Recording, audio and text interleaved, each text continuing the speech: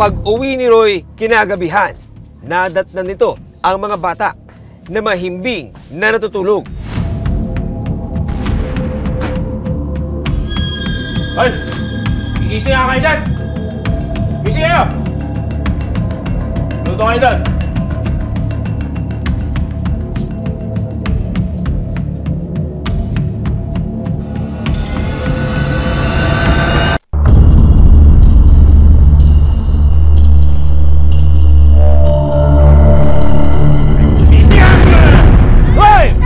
Pinapalot daw sila ng anything daw na pwede daw makuha ng father nila, like kahoy, ng yung belt na ginamit ng tatay.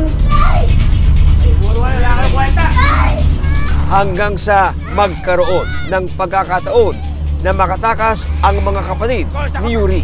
Etong nagngangalang Yuri, siya yung humagitna sa tatlong nila magkapatid para makatakas yung dalawa at saka makahingi ng tulong doon sa tita nila.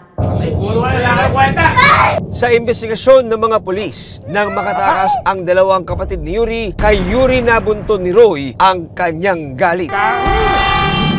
Pinagpapalo ni Roy ng walis si Yuri sa katawan. Ano ha? Pinagsasampal ang mukha ng bata.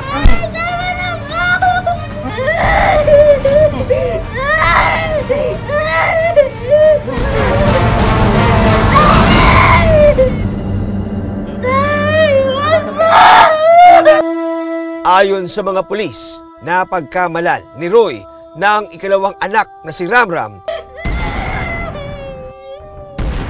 ang kanyang sinasaktan habang sinasaktan nito si Yuri. Tiga sa ulo mo, Ramram!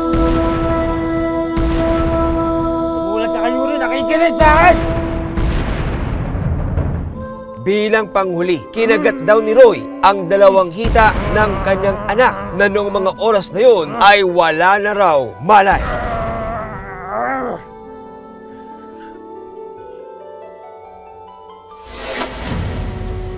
Kinagat niya na para daw hayop yung nasa harapan niya. That's the time na yung bata unconscious na, kaya ginawa niyang higaan or unan yung bata sa tiyan. Pero wala na, bali na yung dalawang shoulder ng bata.